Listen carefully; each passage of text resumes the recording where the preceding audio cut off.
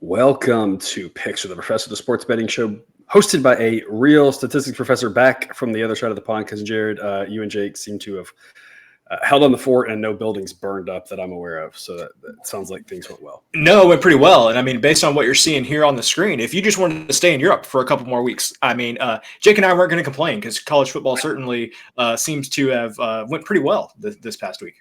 I would have liked to have stayed in Europe for a couple more weeks. I don't know who wouldn't have enjoyed longer vacation, but unfortunately, as you can tell, viewer, fortunately, real life happens. So we're back. I'm like jet lagged like crazy. I did weird sleep stuff trying to like watch sports and stuff, and so it's been weird. But last week was great, as you can see on the screen there. The honorable mentions plus 8.4 units. All plays are up to a 9% ROI on the season. Last year, between sides and totals, we were at 8 and 11%, which averages out to around 9%. So I mean, we're doing just the same thing we did last year. It's actually a little bit different with regards to the split this year. It's even heavier by totals, but the totals have been really good, and we're going to talk about that a little bit later in the show as kind of the justification, specifically in my end, for one of the picks. But it was a great week for us in college football. Cousin Jared, I have to start with Diego Pavia, our boy. And we say that I do like it is impossible for anybody to have been on Diego Pavia before we were, because it was the beginning of last season, I think, and they put him in at halftime. I think. No, it might have been 2 seasons ago. Whatever it was a long time ago. And it was like one of the first weeks of the season. They put him in at halftime. They were like, you know what? They looked a lot better after they put him in. I remember that. I remember watching and be like, wow, like New Mexico State, like might have a quarterback. Like this guy's got a pulse. Like it was that week 0 game, I think. So that's why I watched. Otherwise, why are you watching New Mexico State? Yes. They were so terrible for so long, and then it was like, oh, this guy like might be decent. And I'm with you. I think we were the first ones on that bandwagon, other than like his parents and friends. And obviously that's okay. We'll let them have better seats than we've got. Yeah. But for me, that was. Him specifically was why I was so comfortable with backing Vanderbilt last week against Kentucky, because of course, so many teams, you talk about a hangover spot after a big win like that, but I had so much faith in him that he would, it was a combination of things, so much faith in him, also zero faith in Kentucky's offense. And so getting, 12 and a half, 13 and a half, whatever we ended up getting there. Did you have enough faith to dabble on the money line? Because if so, that would have been incredible. No, I did not. I didn't either. I took the points happily, but I did not. I didn't. Yeah, same. So he was almost single-handedly the reason that I was fine backing Vanderbilt in a hangover spot, and that was never in doubt, especially if you took the points. Like it was never in the cards that Vanderbilt wasn't going to cover that game. So he just continues to impress me, even after a year and a half or however long it's been. Yeah, like I said, I can't even remember what year it was, but how long it's been. He's been so good. I think it's 2.5 now. I think it was 2 years ago, because then I think he entered the transfer portal and came back. I'm pretty sure with the bowl game. So I feel like it was 2. What is time? Honestly, yeah, exactly. In my world right now, at some point we just keep doing this year after year, and it all blends together. Cousin Jared, we're going to, of course, get to the picks here shortly. I will timestamp when we get to the picks. A couple other things real quick to talk about from last week. One of the things you want to talk about was the Big 12. And I don't know. My 2 cents in the Big 12 is that it's playing out exactly like I said from the start, which is there's a bunch of teams that are good. There's a bunch of teams that are kind of good. A lot of crazy things are going to happen. A lot of underdogs are going to win.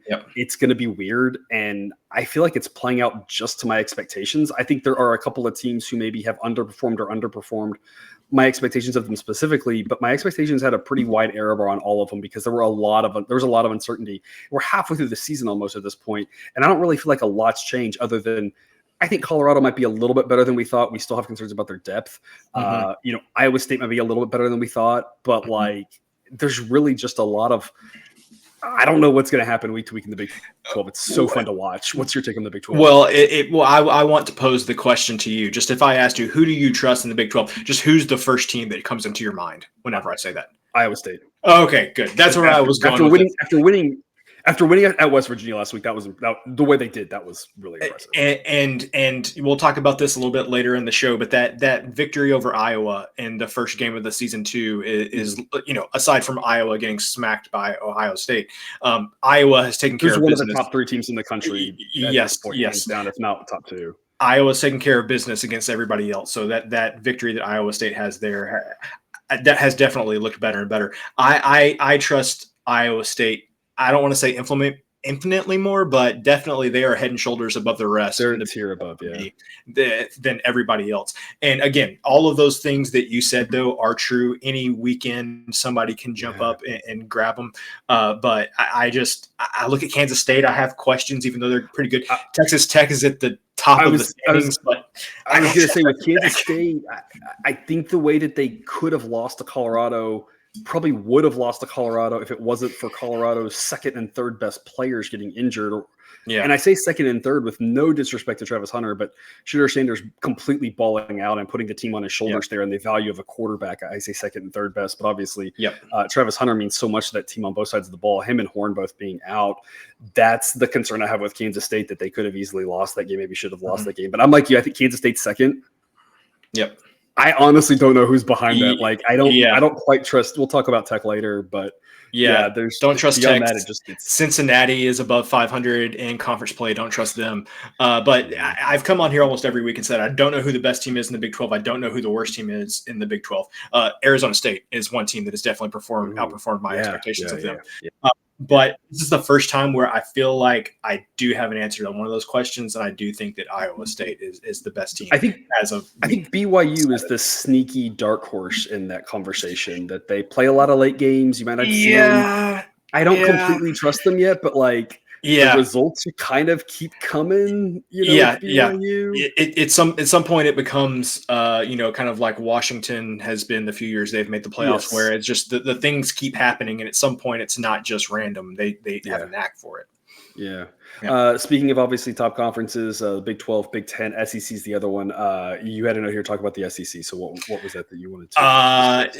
I specifically next week after Texas and Georgia plays, I think we'll talk about that game, of course. If Georgia finds a way to win that game, and then the SEC has already almost started to cannibalize. Yes, they have already started to cannibalize. Which would have been more of a thing in the 14 playoff than it is now with the 12 team. With the 12 team, it still has effects, but I don't quite know what they are yet.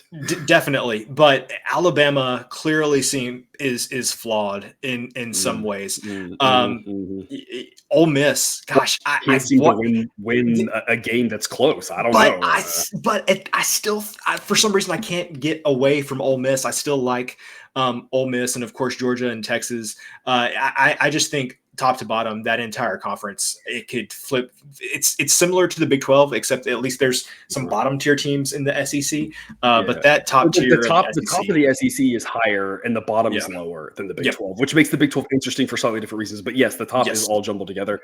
Is Ole Miss, is that a Lane Kiffin problem potentially? And obviously we like Kiffin because he tries to cover big spreads for us, which is fun. But is it a Lane Kiffin problem? I mean, he's had some of these issues in the past. Is it? Well, when you say this, the phrase that comes to mind is "Don't bite the hand that feeds you." So I'm not going to say anything bad about Lane. There you Kiffin. go. I'm with you. I think Ole Miss is a really good team as well. It's just I'm just kind of flummoxed by the way they lost that game to LSU. I feel like they should have won that game. So anytime you have that situation where you're like, I feel like they should have won and they didn't, you start going like, what is it? Because it's not like it's an easy thing, to know. I think that the last thing I want to mention here before we head into the picks is we're at the point of the season where you're starting to see numbers next to teams before the name and after the name, the rating and the record.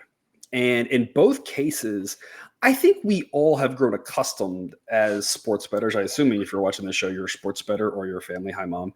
My mom doesn't watch this, but neither does mine. Does not. I had to make the joke. Oh, that's good. But I think we're all trained early in the season after a couple of weeks to disregard those numbers, and it doesn't mean much. And we know.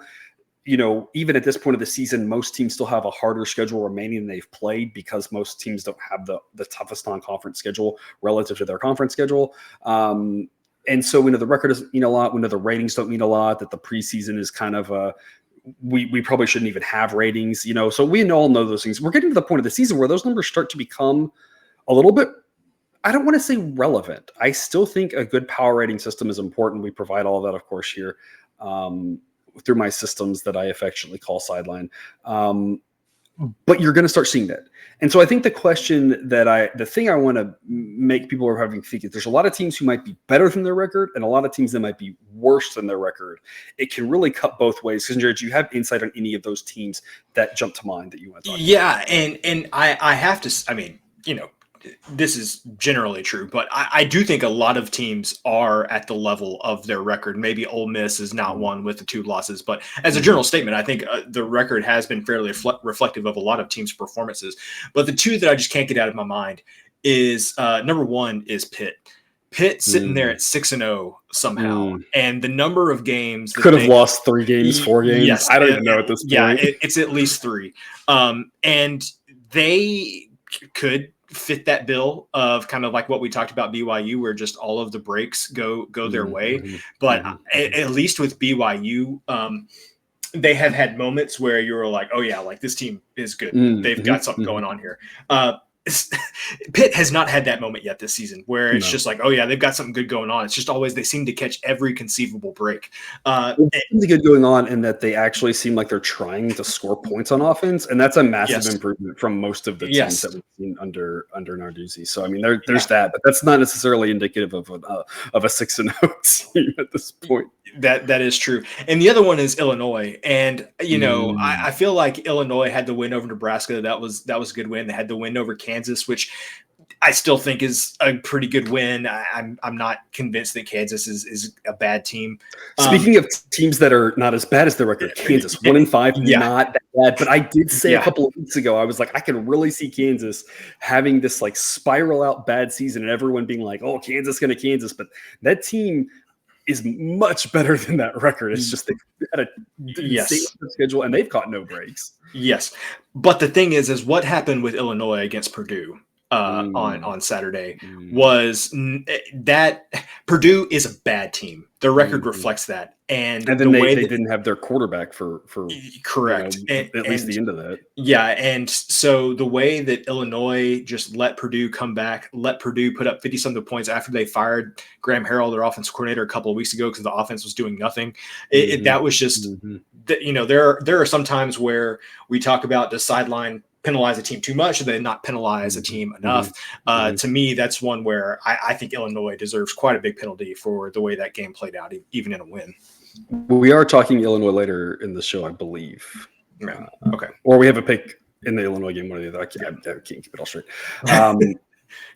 There's a lot of picks. There's a lot of picks over on Dub Club as well. If you want all the other picks that we have, all those honorable mentions, all the top plays, you can get just the top plays for a little bit cheaper. You can get all the picks, Discord access, details, notes, all sorts of stuff. People over there on the Discord are just destroying it here with the WNBA. It's wrapping up. People are starting hot with their hockey picks. So there's just so much value there. And we've got a promo code to get your first month for only $9.99. If you want just the top plays, hey, if you're watching the show and the show's helping you make money, we'd really appreciate you join the top plays package. We'll get you a couple extra picks most every single day. As we're in this weird baseball season, it might not be quite as many, but there's still going to be some really good picks. Hopefully I don't regret saying this, but we're on the Dodgers here tonight on Sunday night. Game 1, they're already up 3-0. So hopefully that can hold up for us. That was our top baseball play for the day. Sport specific packages, if that's all you're interested in, a lot of benefits over there on Dub Club. But some quick reminders here about the model. It is a player-based model, meaning ratings reflect the current roster. That means about injuries, depth chart, people leaving, etc. The average grade is 100 higher, implies more points. So offenses want to be higher, defenses want to be lower. We are projecting an average game, one game. Who knows what's going to happen? Sometimes you catch the break, sometimes you don't. And so when we talk about an average game, we are going to lose a lot of games, but when we lose less than what we win when we win. And that's why we know that anything is a good bet at the right price or number. Last but not least, of course, the model is going to give us the A, B, or C, love, like, or lean. Because we have a lot of midweek games at this point in the season. It makes it for a lot of fun. It's not just like one game on Tuesday. We have 3 on Tuesday, we have 2 on Wednesday, we have 2 on Thursday, we have 4 on Friday, I think. We've got to play on on 2 of the Tuesday games. We're going to talk here real quick. Kennesaw State, Middle Tennessee, it should be relatively short and simple, at least in my mind, is look at the ratings of those offenses and look at the ratings of the defenses. These teams are really bad. This is going to be terrible football. This is not necessarily football that you would watch other than there's only 3 football games here on Tuesday night, and so you might be watching this game. But when you look at how bad these teams are, they are somehow worse on offense than defense. That's really all that I think matters in this one. Kennesaw State, oh boy, has not had quite the same charming jump up that some of the other teams have had success, had multiple wins in their first season, or at least last year, Sam Houston jumping up at least looked competent. And improved as the season went along. Yes, Kennesaw State is not looking that way. Cousin Jared, what are your thoughts on this one? So last week we spent some time since you weren't here and I got to control everything. I made Jake talk about Kent State and Ball State, and I made the comment that Ball State had the worst single unit in FBS football, and that was true of the teams playing last week. That did not include Kennesaw State's offense, who like a 57 is just.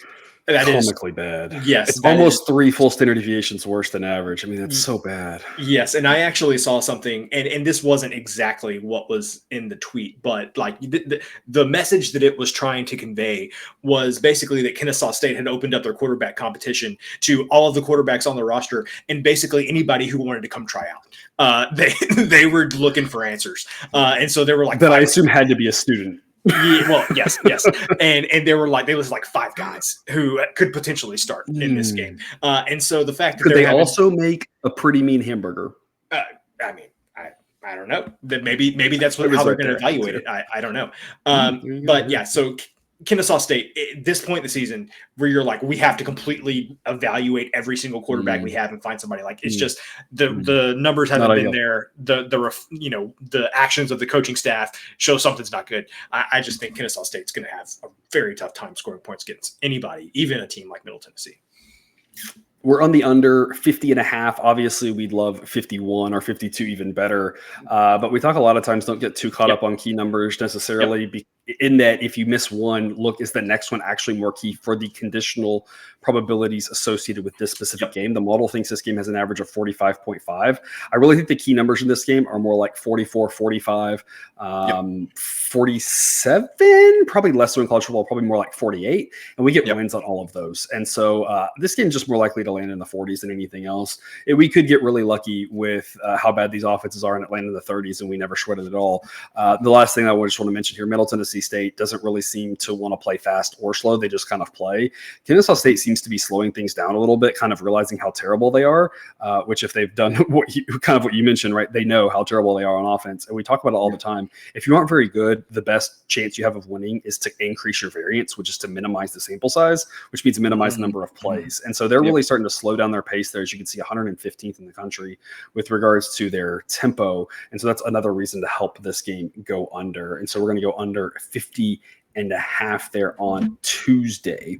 We're going to talk a Wednesday game. Western Kentucky and Sam Houston State. Of course, Sam Houston State, one of my alma maters, playing really well this season, 5-1 record. It's a little misleading because of their schedule. Of course, being Conference USA, the conference schedule is extremely weak, as that is the by far them and the MAC, the 2 bottom dwellers of conferences at this point. Although, of course, that seems to change every year with who's in what conference. Western Kentucky also in Conference USA, but as always, tends to be a little bit more battle tested with who they play. The model says that Western Kentucky is by far the better team, has them almost 25 spots ahead of Sam Houston State. I'm not sure exactly if that's true. We talk all the time about how all models are wrong. Some models are useful. I don't know exactly how much better Western Kentucky is than Sam Houston State, but I think they're better. I think they're better enough to offset what little home field advantage Sam Houston State's going to have. At minimum, this is a coin toss game. Western Kentucky plus 116, A grade play from us. The previous play also an A grade. At minimum, it's a coin toss game. It could be that Western Kentucky should be favored, maybe favored by a decent bit. It's a wrong team favored type situation. Cousin Jared, what stuck out to you about this as to why this was a good investment?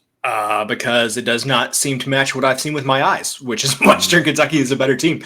The only thing that I can think of here is I think Sam Houston's coming off of a bye, and it's back-to-back midweek games for Western Kentucky.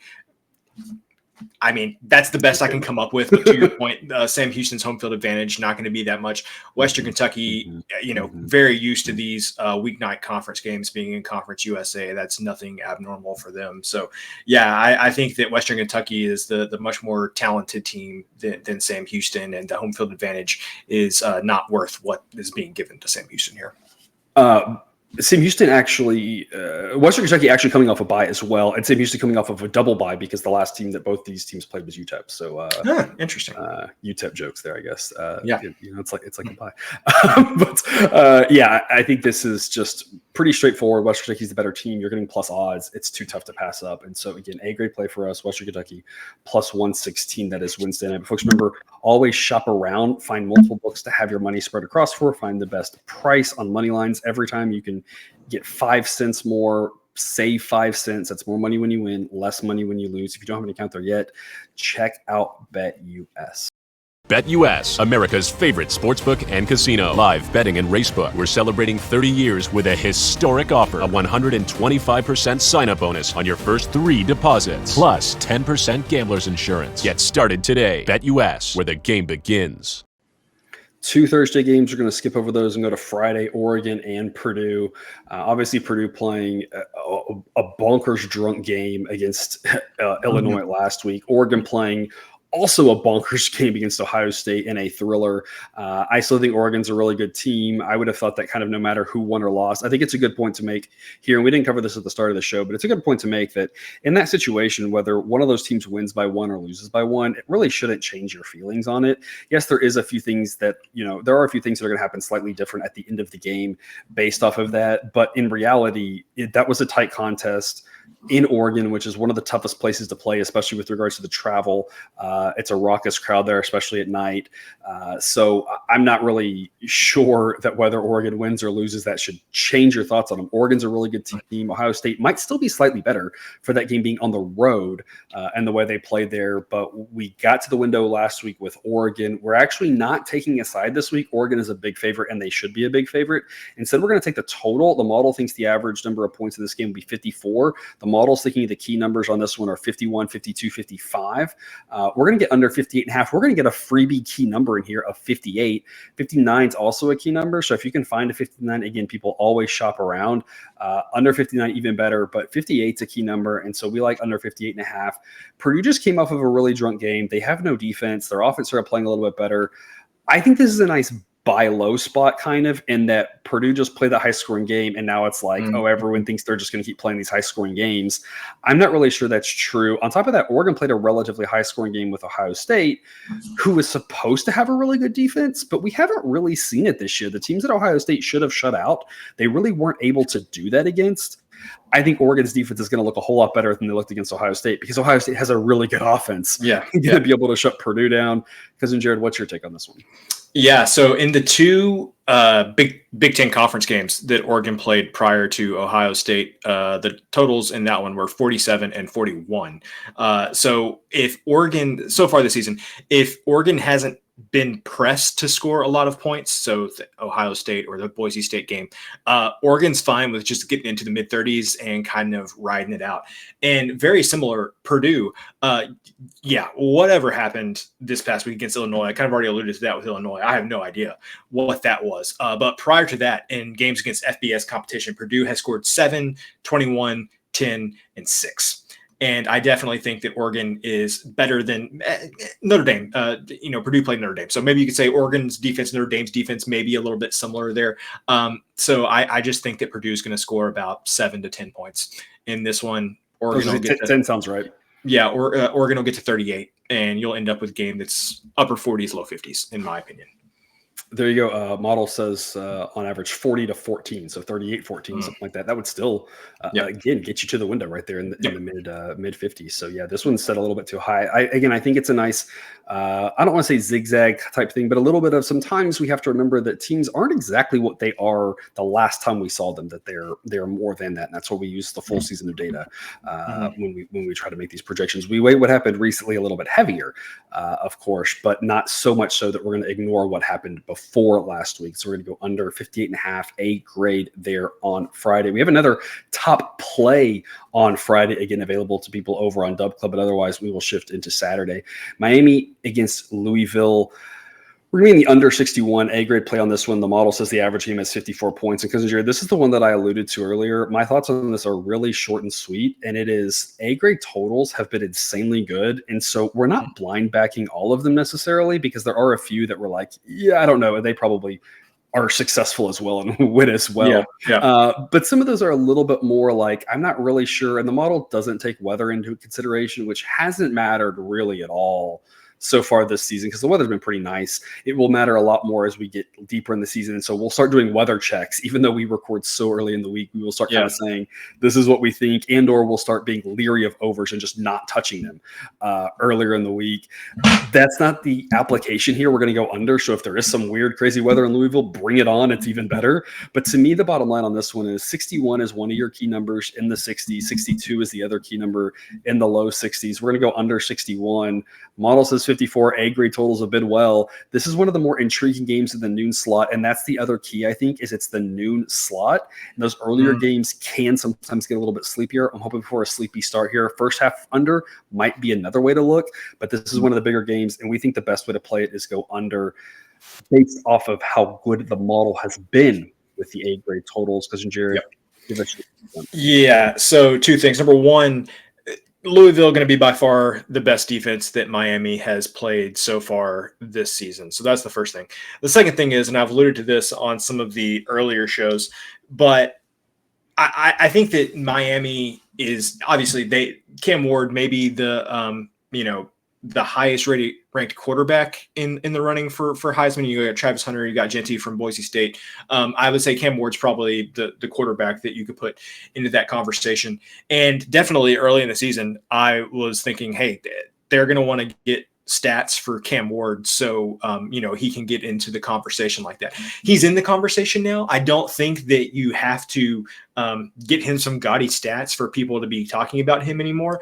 And even so, it might be hard to do in this game on the road. Correct. But then also, I think that if you get into the fourth quarter and Miami is up by 2 touchdowns, 17 points, something like that, I think now it's to the point, okay, we pull you out of the game now because we got to have you ready to go for this week, as opposed to just keeping you in there and letting you, be more susceptible to hits and everything. So those are kind of the two things that I look at. I think that Louisville is going to pose a challenge that they haven't seen yet. And also, like, Cam Ward's great, but if they get out too far, I think they're going to yank him, and that'll help us keep the total maybe down a little bit as well. Especially because we always talk about, as the season goes along, every team gets banged up a little bit more. And it's not even so much the injuries that don't allow you to play. It's the injuries that really prevent your practice time. It's the injuries that just kind of nag and slow you down. And you really want to avoid those, because by the end of the season, almost every player is dealing with something. And if you can limit that to something rather than some things, right, that's a good thing. And so we're definitely to that part where it's like people are starting to have issues with health. And so preventing that could matter. And if it doesn't matter, it's probably because it's a tight game, which leans to be a little bit more low scoring than high scoring, in our opinion, simply because the pace of both of these teams. Louisville also, I have to assume, is going to try to slow down the pace. They know that Miami wants to, score a lot of points with that really good offense. And so one of the ways to frustrate that is to keep the offense off the field. How do you do that? Have long, slow drives. And so that's another, kind of point to the under. The last thing I want to say about this, I love a play when the model is a little bit contrarian. They tend to work out really well. Why is that? Because I think a lot of people are looking at Miami's offense, and whether they're looking at sideline or other stats. Sideline's got Miami, as you can see there on the screen there, is the number 2 offense in the country. Whether you're looking at my model or someone else's, everyone knows Miami has a really good offense. And that's why this total's inflated, because everyone's like, oh, Miami offense. And that's really all they're thinking about, rather than the fact that that's only one part of the equation. And so I think we get a nice little contrarian play off of that, because people are uncomfortable playing the under. And oftentimes plays that people are uncomfortable making work out a little bit better, because that tells us we have a little bit of value because other people aren't doing it. And so that kind of shifts the line a little bit in our favor. In this case, a line that should be probably in the mid 50s, maybe the upper 50s. We're actually getting it up into the 60s because of this little extra value. So under 61, A grade play. We have a series of B grade plays coming up. The first one here, Indiana, we're going to lay the 6 points against Nebraska. Nebraska sideline says they win by an average of about 10 points, the best unit on the field. Surprisingly, not Nebraska's defense, but actually Indiana's offense. They've looked legit. The worst unit on the field, Nebraska's offense. Indiana's got an edge on both sides of the ball, and they're at home. I don't really know why we're only having to lay 6. This feels like it should be 7.5, and they should dare you. I would lay the 7.5. I would just do it a whole lot more hesitantly. The fact that we get the push on 6 and the win on 7 is insanely good value here on the Hoosiers, in my opinion, even though the model only gives it a B grade. Cousin Jared, what is your take on the Hoosiers? 2 things. Number one, I talked to a lot of Nebraska fans, and similar to how Jake came on here last week and talked us through the Florida game and was like, hey, this game is always close. Florida's going to have a shot. Very similar when you talk to Nebraska fans. They'll just tell you something's not quite right. I think for a lot of us that don't follow Nebraska day to day, what sticks in our mind the most is the first half of the Colorado game. And that's how we're kind of assessing. Because that was what everybody was watching. Yeah, because that's what everybody was watching. But when you look at Nebraska's schedule, okay, they played UTEP and they played Northern Iowa. That's 2 of the games they played, so set those aside. Colorado, they played a great first half, did nothing the second half. They lost to Illinois. You could argue, hey, they didn't have to do anything in the second half. Cool, but as you can probably assume, I'm going to give you the pull a Paul Harvey and give you the rest of the story. Yeah. So Illinois, same thing. Got out early, let Illinois come back in that game. Purdue and Nebraska, I think it was 0-0 at halftime, if I recall correctly. Which was amazing because we had the under. Yes, of course, the Rutgers game, which that went exactly as you would anticipate a Rutgers Nebraska game going. That one ended 14-7. Nebraska has yet, against a legitimate team, they have yet to put together a full game. And the thing with Indiana is, Curtis Rourke, similar to how we were on Diego Pavia very early. I feel like we're the same thing with Rourke, and he just could not stay healthy last year at Ohio. But I just think that this Indiana offense is so good, even with Nebraska's ability to Matt rule the game up. I think that Indiana's offense is too consistent, has been too good that over the course of 4 quarters, Nebraska is not going to be able to keep up with them, even as good as their defense is. I just don't think this Nebraska offense has been stops and starts all season, and I think Indiana will put together a solid 4 quarters and ended up winning this one by 7 to 10 points. Yeah, it's a good point. I think that Nebraska, after especially the first half of that Colorado game, but I think even after the game, when we were looking at them going forward from that, I think it was real easy for us to say, oh, well, Matt Rule's got an offense now. And of course, we knew he had a defense. And it was a little bit like, oh, this is going to play out a little bit differently than his Baylor start and be more like the end of Baylor where they actually had an offense. And/or I think about that first full year of Dave Aranda where Baylor won the Big 12 with actually having an offense with all of Rule's players. And I think it was really easy to get caught up in that. But like you said, when you look at it since then, it's like, no, it's still kind of feeling like year 2 of a Matt Rule team, which is the offense just isn't quite there yet. He doesn't have the guys, and it's really just all relying on the defense, and that's what we're seeing. And so I think we were a little bit juked out by, yes, they put up a lot of points on UTEP, who hasn't, and that Colorado first half, but we still are dealing with an offense that can struggle. And this Indiana team is legit on both sides of the ball, obviously better on offense and defense, but they've got the head coach, they've got the quarterback, and that is one heck of a combination when you can get those 2 things together like the Hoosiers do. So we're going to lay the 6 with Indiana, B grade pick. Also a B grade pick in this early time slot, Auburn and Missouri. We're going to go under 51.5. Sideline says 48. We are all over a bunch of key numbers, folks. So pay attention. 47, kind of a key number. We get the win on that. 48, a key number. We get the win on that. 51, a key number. We get the win on that. 52, a key number. We don't. Shop around if you can find a 52, even better. But even without that 52, we're still laying the 51.5, going under the 51.5. In Auburn and Missouri. Missouri's been a team who's kind of struggled on offense all season with regards to how fast they can score the big play. They are good on offense, but when they've scored, it's typically taken a long time. Or in a game like A&M, they just didn't seem to score at all. Auburn's been much better on defense than offense. Cousin Jared, I want your take on this game. I also want to hear, how much more do you like it at 52? Or are you just, I love it at 51.5. The 52 is just gravy. Or does that actually change how much you would bet on it if you could get that push protection on 52? I think I may dabble a little bit more if I could get it at 52 as opposed to 51.5. Extra like quarter of a unit or something. Yeah, something like that. I think that would be a good way to put it. Looking at this game, I just think that Missouri has played a few legitimate teams. They've also played some non-legitimate teams. Missouri's played Murray State, Buffalo, and UMass. So take some of the results you've seen with Missouri with a grain of salt. They played Boston College. Buffalo game cruised under as well. Yeah, that game cruised under. Yeah, the Missouri UMass game I think also went under. So Boston College and Missouri. Missouri gave up a lot of points early in that one. The Boston College, that one only ended up at 48, even after Boston College was hot at the beginning of that one. Vanderbilt and Missouri, okay, that one got to 57. That one went to overtime, though. And, of course, Diego Pavia, as we've discussed. And then that Missouri A&M game, which only got to 51. And Auburn, the overarching storyline for Auburn throughout the season has been according to Hugh Freeze, inconsistent quarterback play and, an offensive line not blocking well enough. Their defense has never really been in question. Their defense is perfectly solid.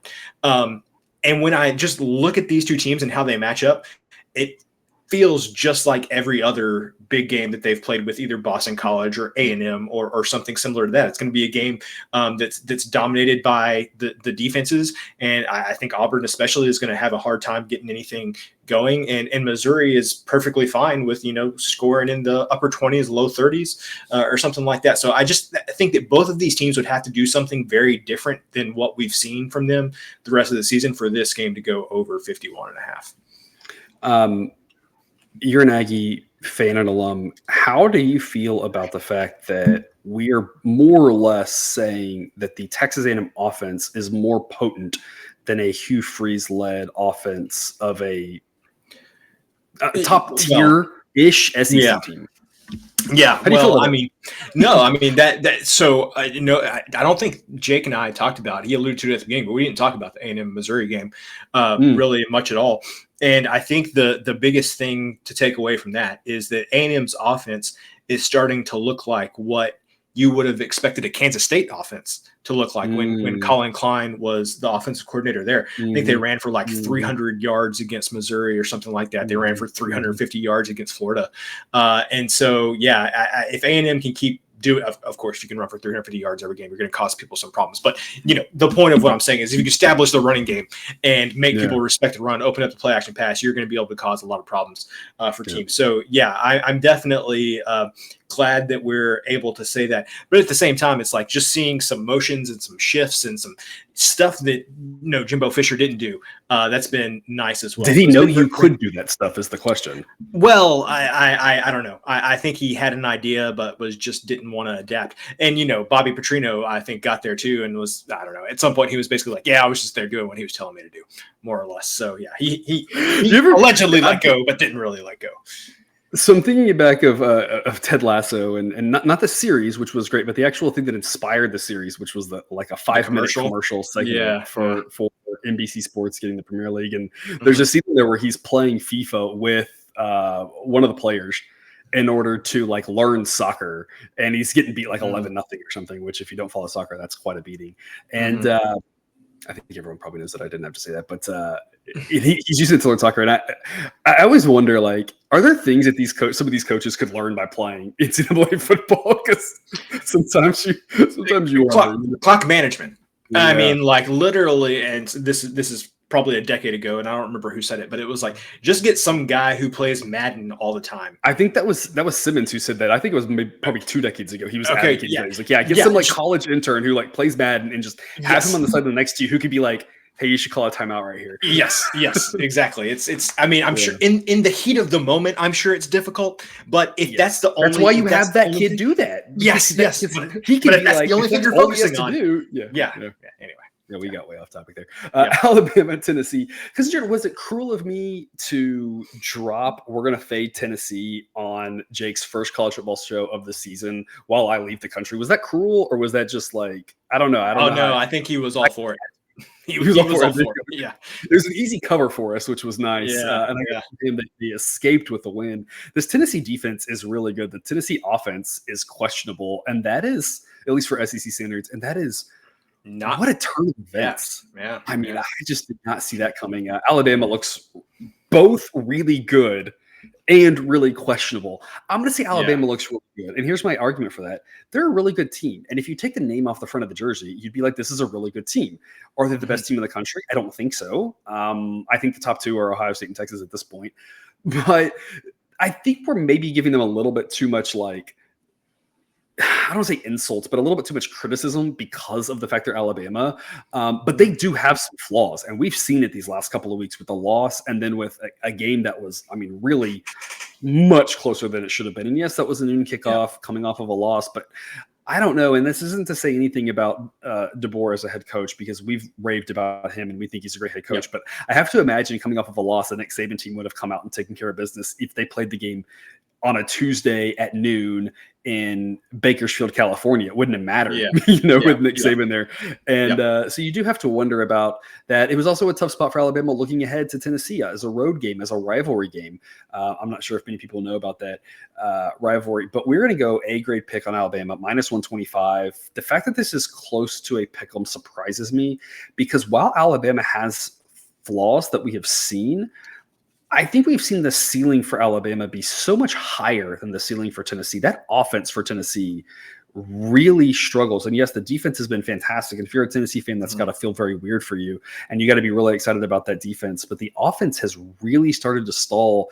And to me, this is just all about, yes, both teams have warts, but I think that Alabama's floor is higher than Tennessee's. And I think Alabama's ceiling is higher than Tennessee's. And even though it's on the road, we think that Alabama wins this 61% of the time, making, again, minus 125 and A-grade. Just sneaks into the A-grade threshold. Again, this is something that's available for every single game on Sideline. The A-grade threshold, interesting enough, minus 126. So we are right there for the A grade. I'm still playing this if it's a B grade at minus 130, but at minus 125, getting the A grade is just a cherry on top, in my opinion.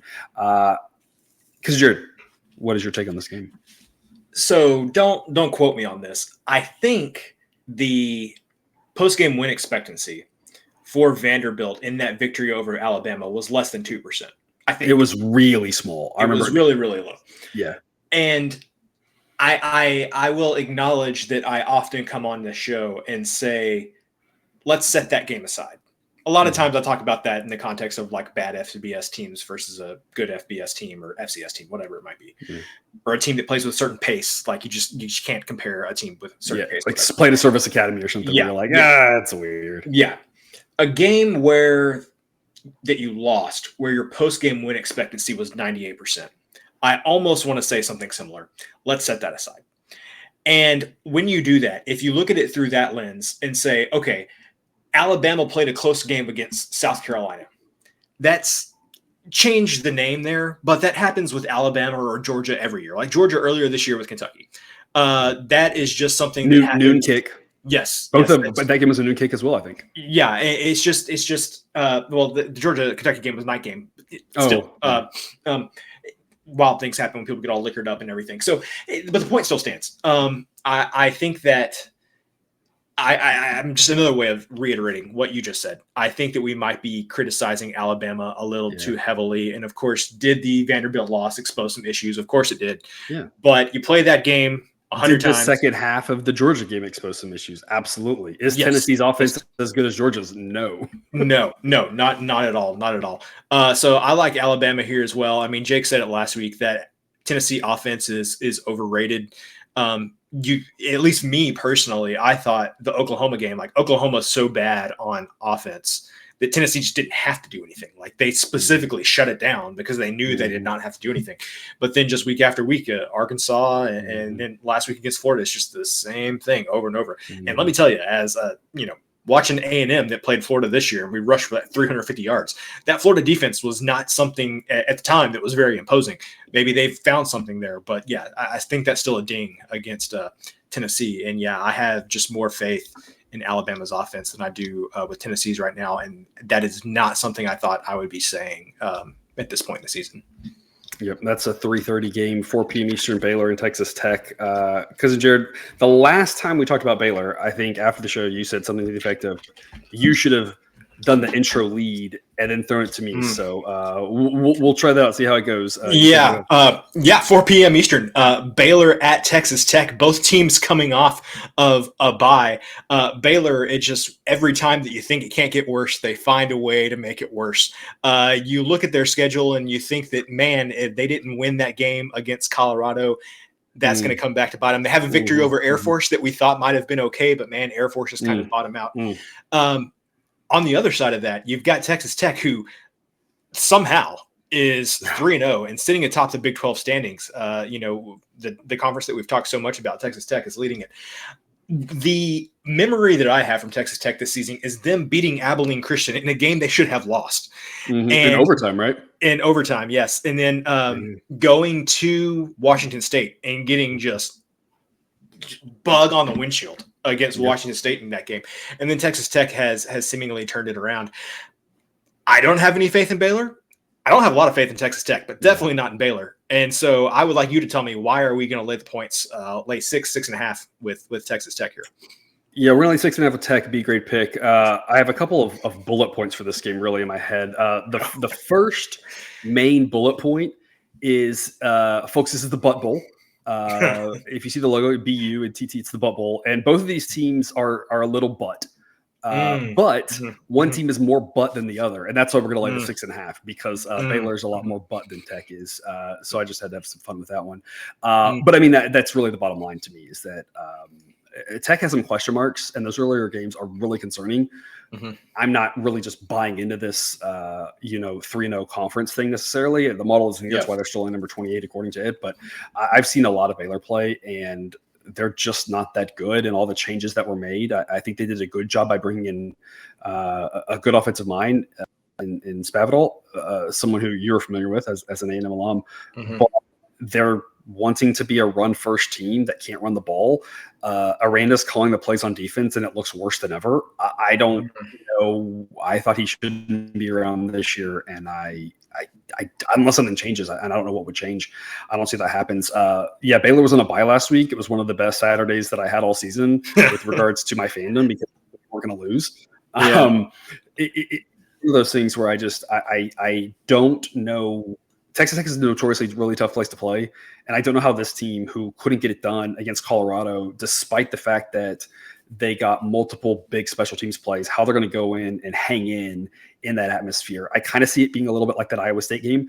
Maybe they hang in for a little bit, but that's just a tough atmosphere, and I think in the end, Texas Tech runs away, so we're like 6.5 there.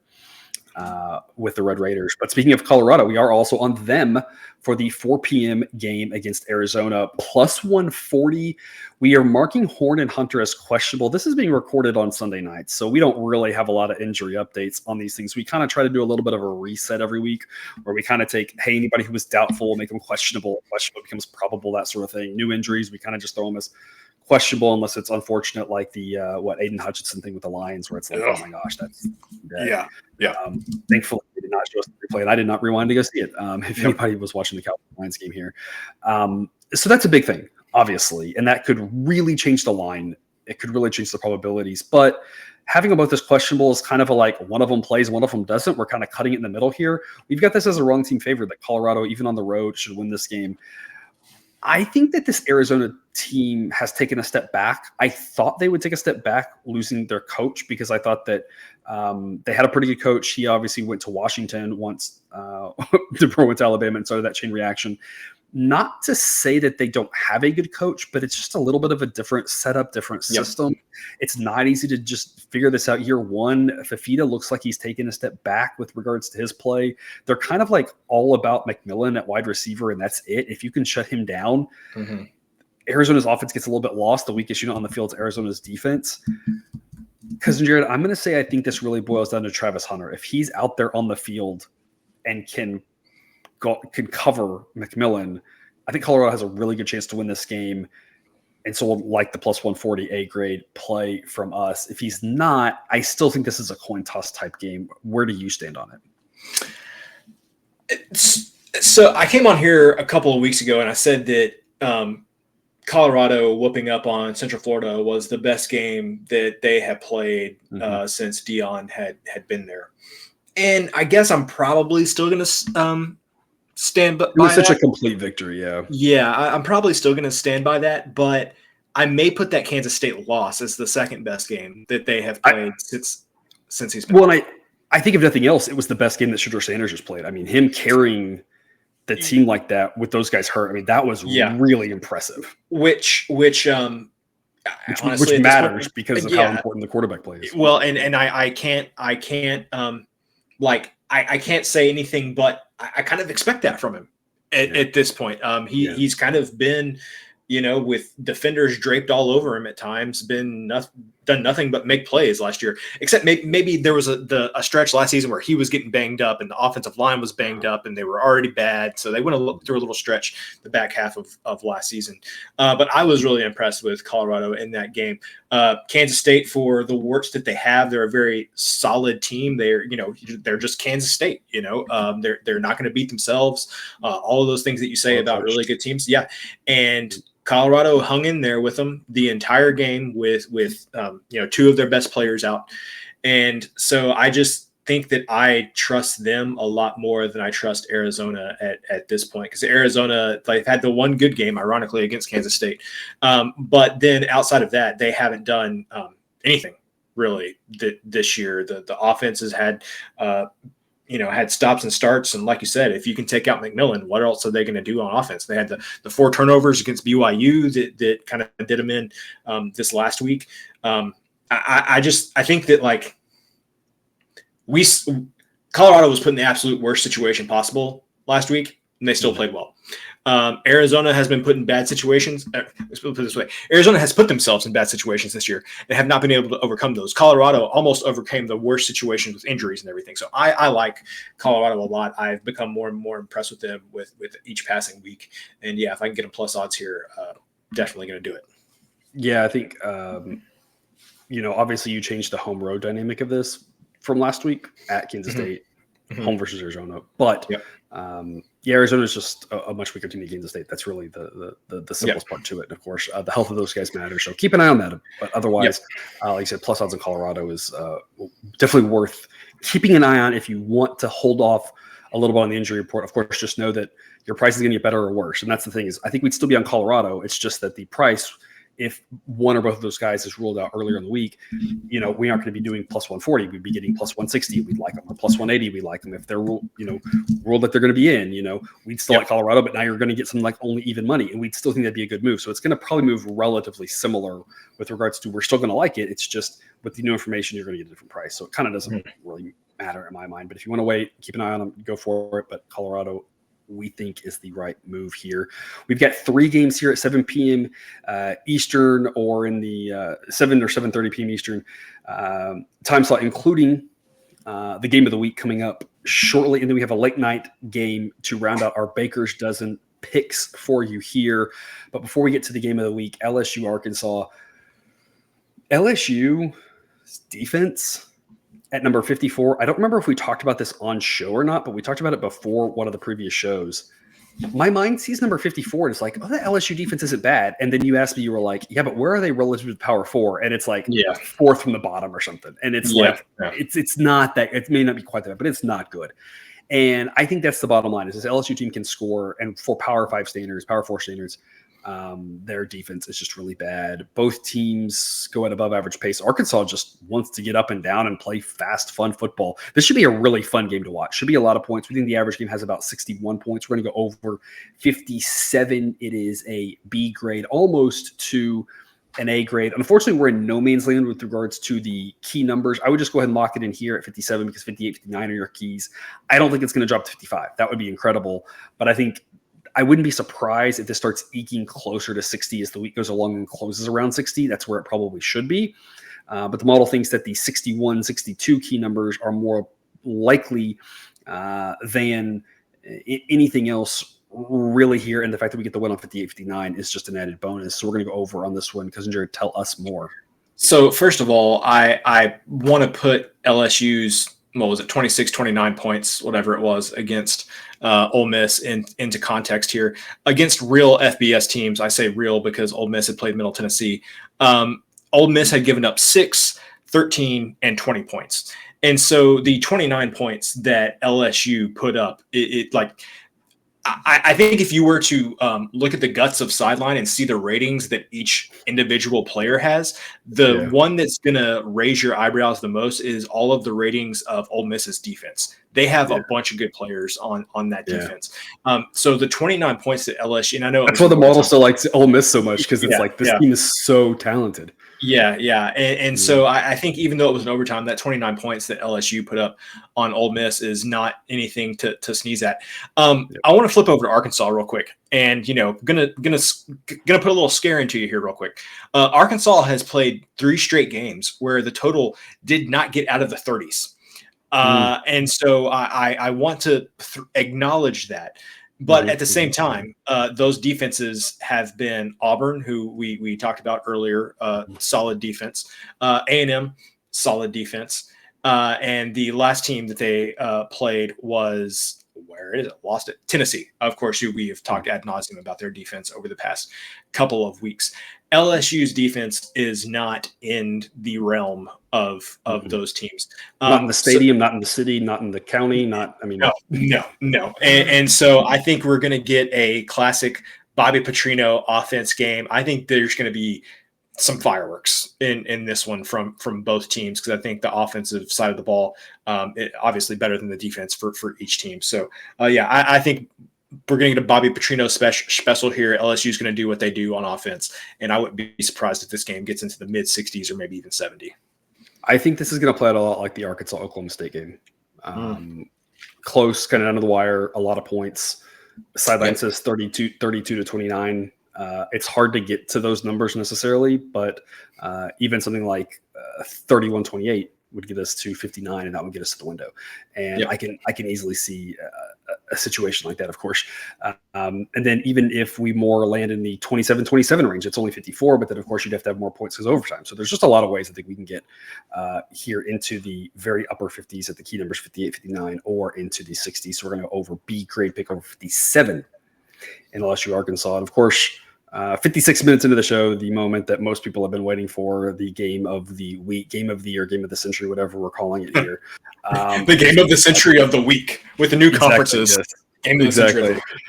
Exactly. There's always a good one every week, it seems like. Southern has Texas number 2, Georgia number 4. Texas and Ohio State are just neck and neck 1-2, with a little bit of gap between Alabama, Georgia, and the Oregons and the Ole Miss and some of them like that. And so we're like this Texas team. They're at home. They're favored. They're not favored by enough, according to the model. We're going to lay the -155. We're not going to lay the points, lay the -155.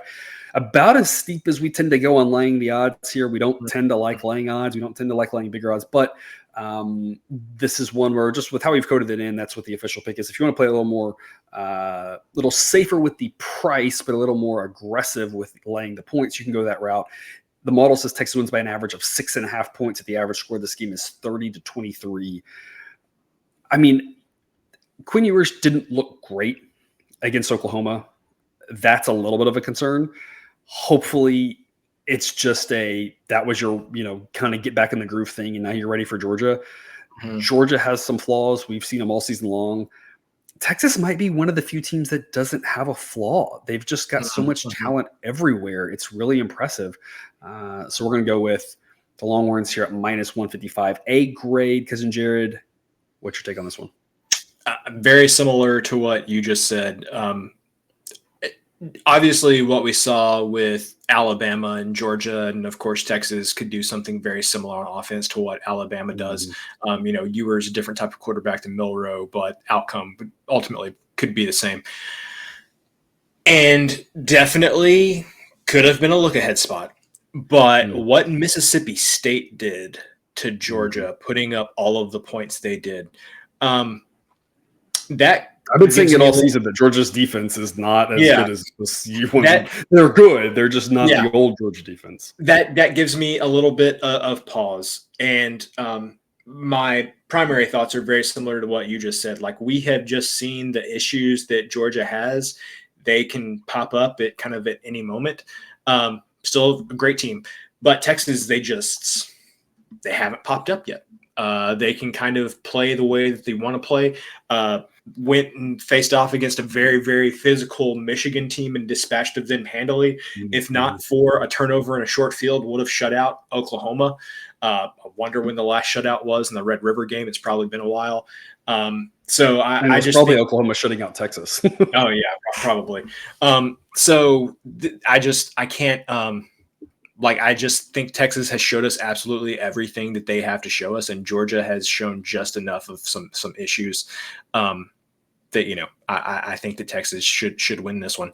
And I do want to take a moment to address something that I put in the Discord the other day. I'm going to go off on a little tangent here.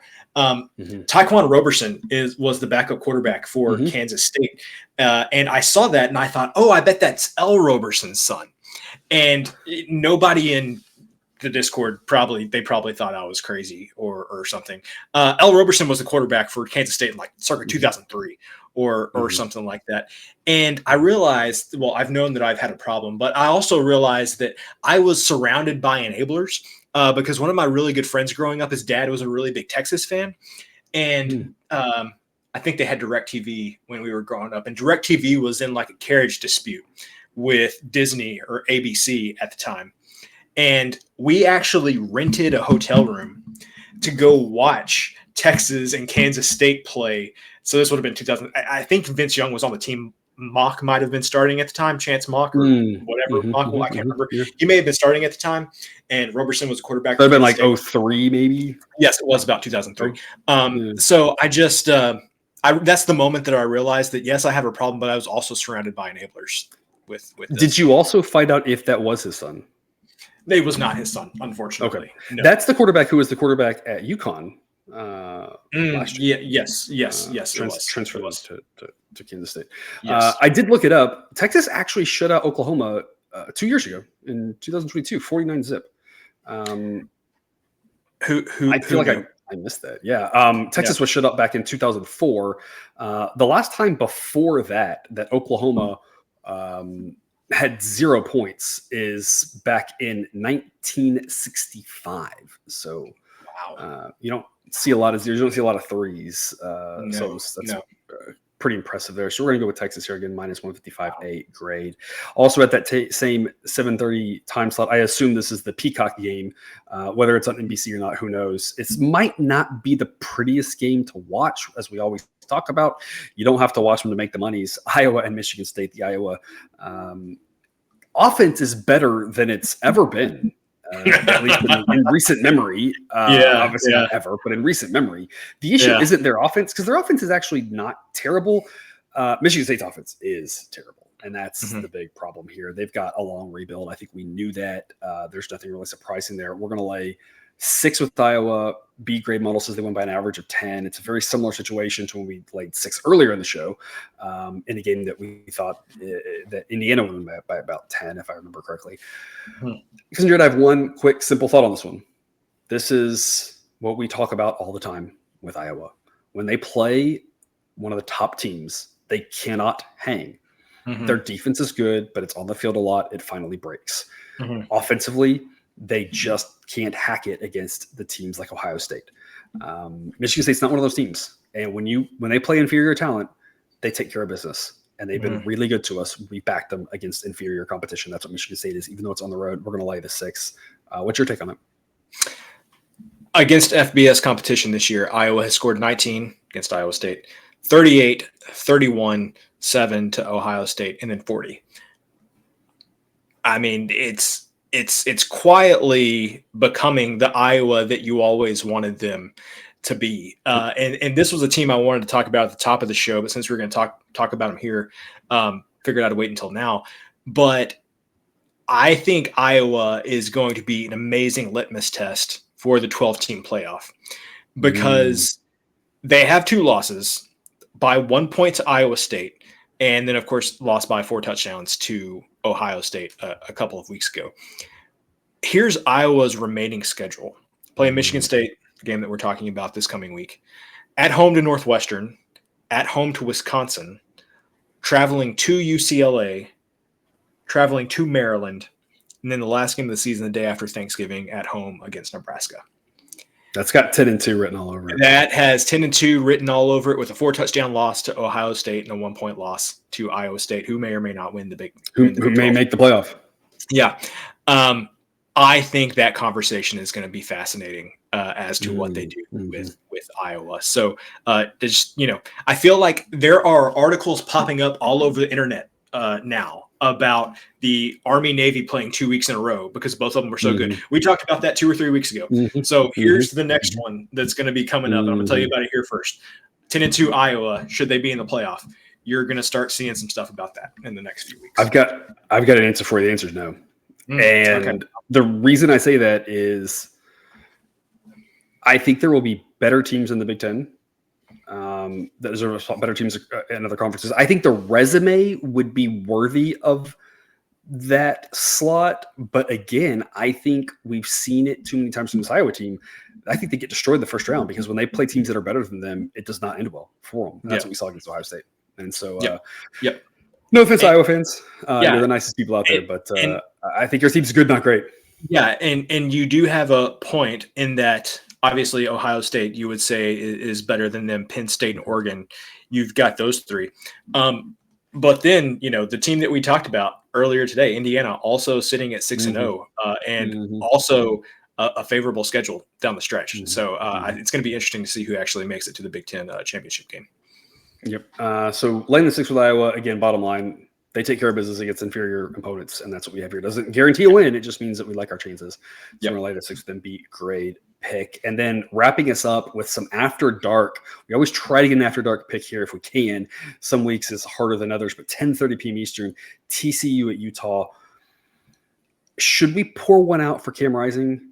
I feel like the injuries have become too much. How much of that game did you get to watch with your travel? With my situation, very little. I saw enough to know he did not look like Cam Rising. It was depressing to watch. It was very depressing. The parts I saw was and there was part of that because he took a hit in the first half and he had some issues with the lower body. He wasn't very mobile and everything, but it's like he couldn't even step into his throws.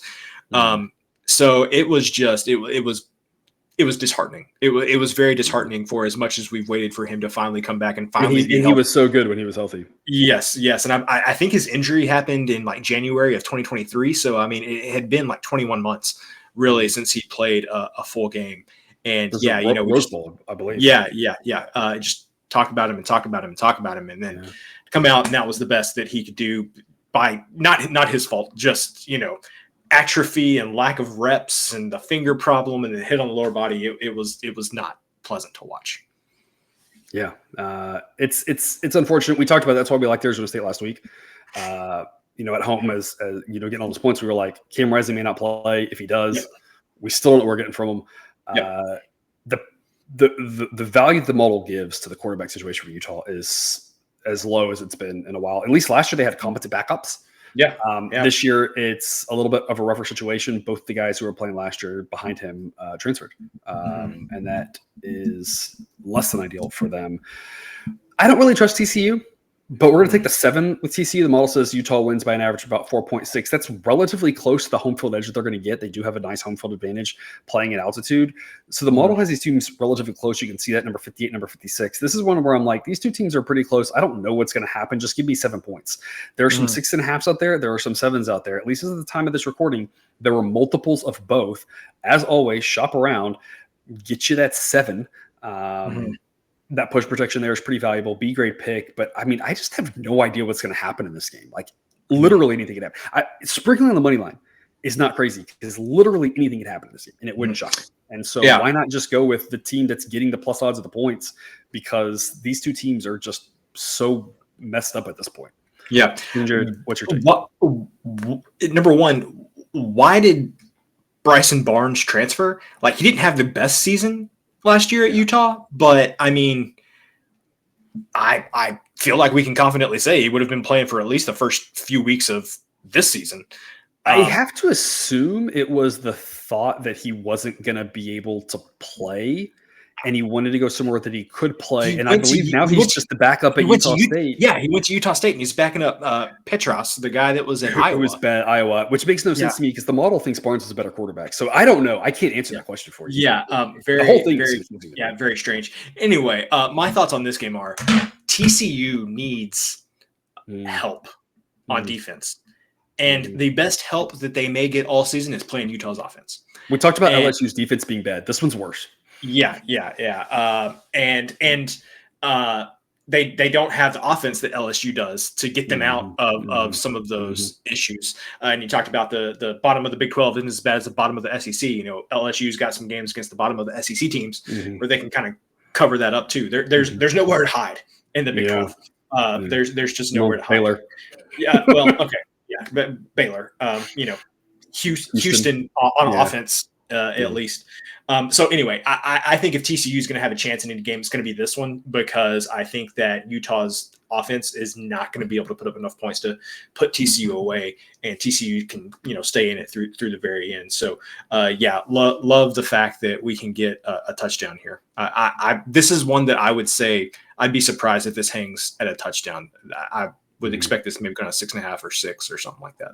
Yeah, and that's what I said too. The benefit of being on the Dub Club is we sent these. We're recording this Sunday night. Right now it's 10 o'clock Eastern time, and we sent this out hours earlier as these are the games we're going to cover. These are the numbers right now to everyone on Dub Club. And so by the time you get this and you watch this, if the numbers changed, there's nothing I can do. We sent out the numbers when they were fresh. And so sometimes it goes the other way and you get a better price. Sometimes the money line, you get a better price. So, but most of the time the number goes towards the model. It's a pretty good model as we talked about with all the success it's had. So the 7 really matters here. So we want to get that push protection.